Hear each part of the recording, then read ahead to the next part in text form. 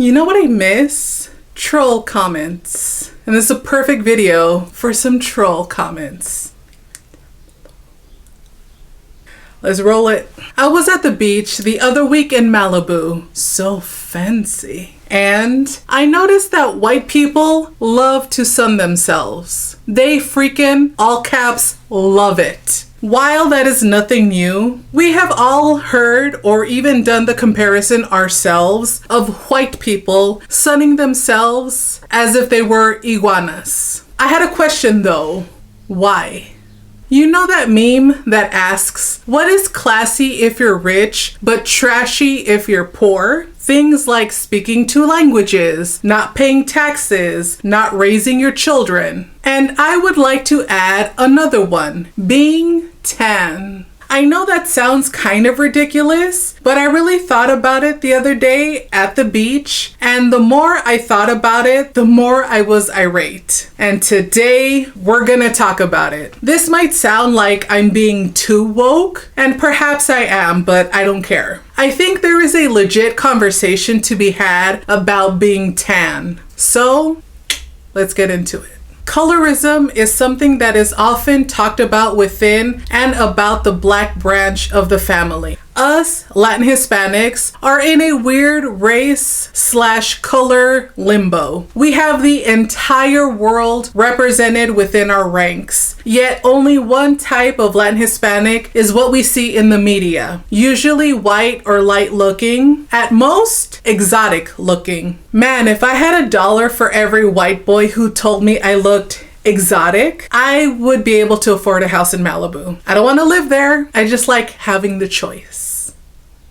Colorism hasn't been talked about super publicly in or around the Latin Hispanic community until more recently. Privately, it's talked about a lot, which is weird to me, mostly because I don't think I've ever heard that talk in my family. Maybe it has come up and I'm just not aware, or we have better things to criticize each other about that have nothing to do with how dark or not we are. In my immediate family, I am the dark one. Which is funny because for my best friend, I'm super fair in her view. One summer, my mom and I lived at Zuma Beach in Malibu. We were there a couple of times a week. I got pretty tan. My best friend was indoors most of that summer, so she was not super tan. My summer color was her winter color. She even made fun because one day my shoulders were so burnt and bright red. All she said to me was, white people problems. Now, we were joking about who was dark and who was light, but it never was in a, you're dark and that's ugly now, or you're light and that's the way it should be kind of way. I guess because colorism hasn't been a thing for me, I don't think it's a thing for my best friend and her family either, but who knows? Yet, I am fully aware it's a thing in our community. Before we go any further, let's define colorism. Merriam-Webster defines colorism as prejudice or discrimination, especially within a racial or ethnic group, favoring people with lighter skin over those with darker skin. A phrase that I only heard about recently is Mejorar la Raza. In my 247 years of life, I've never heard this phrase before. Granted, this phrase is mostly used in reference to Afro-Latinos, but I'm sure it's been used for more indigenous looking folks too. Mejorar la Raza literally means to better the race. How do you do that? By making sure your children come out as light with as many European features as possible. The more white and the less ethnic, the better. This comes from the caste system put in place by the Spanish when they came over and did all the really terrible bad things and eliminated over 80% of all indigenous populations. Some, like the Taino and the Mexica, were wiped out completely. Thanks a lot, putos. As much as the Spanish and other Europeans who were out here in Latin America and the Caribbean looked down upon the indigenous and black folks there, they still had boners for the hot AF natives and enslaved folks. So they came up with a caste system that keeps Europeans at the top and everyone else at the bottom. Good thing nothing like that exists anymore. That allowed the Spanish to get together with all the POC and other folks they wanted and not lose any status or power. On the contrary, the caste system gives the European whites more power. To this day, arguably. So we have the caste system that kept things good for the Spanish, but also promised a better life for POC. Well, not for them exactly, for their kids. The mixed race babies. The original Chanel of babies. So the more white the bloodline becomes, the more the family is mejorando la raza. I don't have any scholarly evidence for this, but it's the thing that makes the most sense. We have this system that rewards and prefers the lighter, more white-looking folks. Colorism in full effect. We as Latin Hispanics have been dealing with it for over 500 years. Who says Latin Hispanic folks aren't racist? We have internalized the racism. Collectively, we are discouraged from marrying or having kids with anyone dark, indigenous, or black. We are also discouraged from staying in the sun for too long. We can't get too dark. That will look bad on a few fronts. No. Yeah, of course they are. Haven't you noticed though that Hollywood Latin Hispanics have to keep their winter color year round? And their brownness does not come from indigenous Latin America. When we think of typical brown Latin Hispanics, it's JLo, Shakira, Salma, Jaime, etc. What do they all have in common? Their brownness doesn't come from indigenous roots, but from North Africa and the Middle East. Indigenous people look different. These celebrities, among others, look exotic, not ethnic. They all stay out of the sun. Even celebs like America Ferrera and Eva Longoria, who have more melanin naturally, clearly are always rocking their winter color. A little while ago, I saw John Leguizamo host The Daily Show. He did a pretty funny sketch about Latin Hispanics and casting in Hollywood. It reminded me of an interview Johnny Legs did talking about how at the beginning of his career, he'd stay out of the sun and pretend he was Italian in order to get the good roles and not just stereotypes of cholos and janitors. He'd deny his Latin roots. Johnny Legs did a movie where he got a tan and knew the jig was up. He claims, and I agree, if he was seen as white, he'd be more acclaimed as an actor. 100%. I know some folks would say being tan or being Latin Hispanic doesn't affect people's careers. Oscar Isaac and Pedro Pascal are everywhere and are the internet's boyfriends. Yeah, now.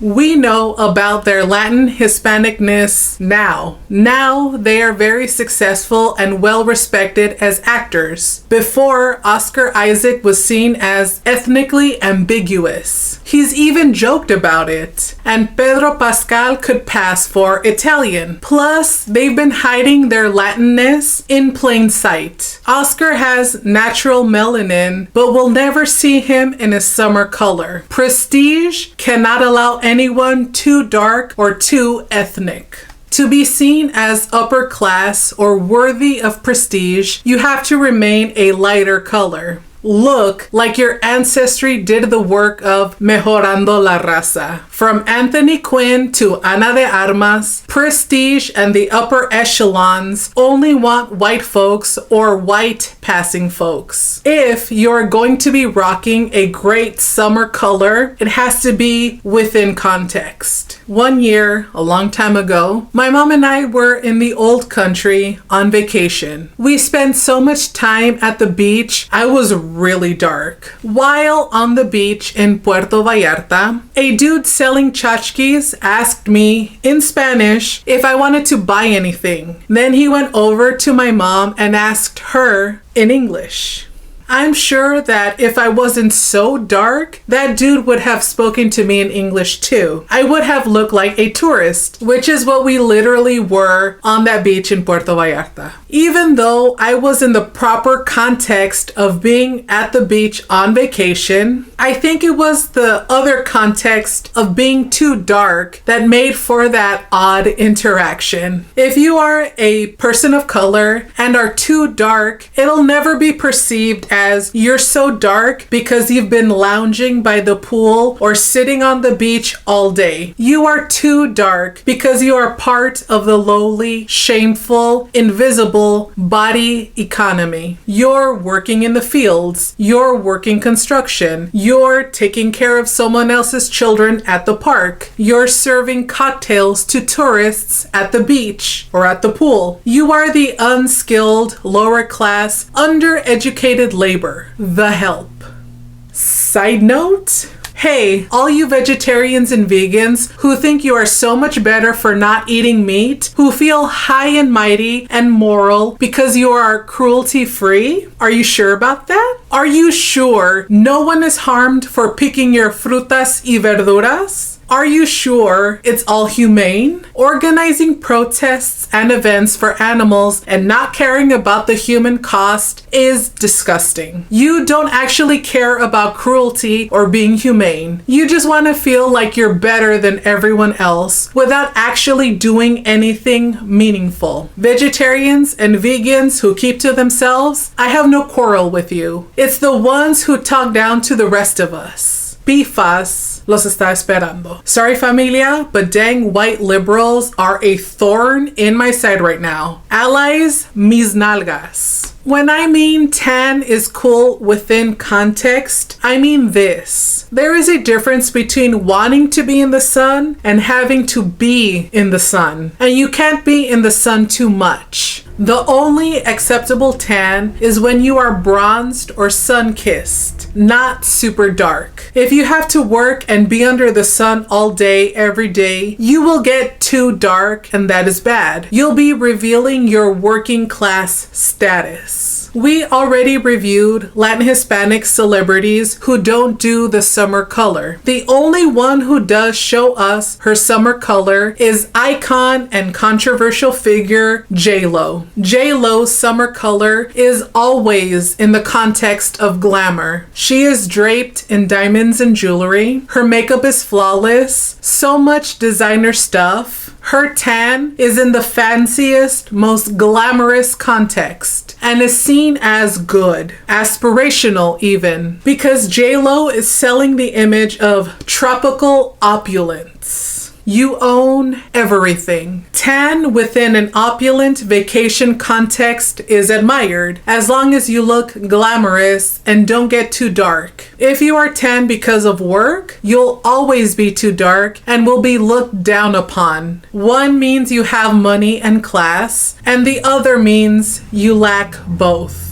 That's the difference between wanting to be in the sun versus having to be in the sun. Mostly white folks occupy the former and people of color occupy the latter, especially Latin Hispanic folks. Within the Latin Hispanic community, being dark is treated very racistly. Outside Latin Hispanics, it's more classist, which is also more racist. But it is more about the upper class who are waited on while sipping their cocktails on the beach versus the lower class who is waiting on those privileged few. It fits that meme I mentioned at the top. What is classy if you're rich and trashy if you're poor? Tans. One last thing. Latin Hispanics who think you will be accepted into white society, it's never going to happen. You're just doing payasadas. Not all whites are bad. I have white friends and family whomst I love and adore. They are good. Dolly Parton, she's great. The rest of y'all really need to step it up. Now, if you'll excuse me, I have a book to finish while I go sun myself at the beach.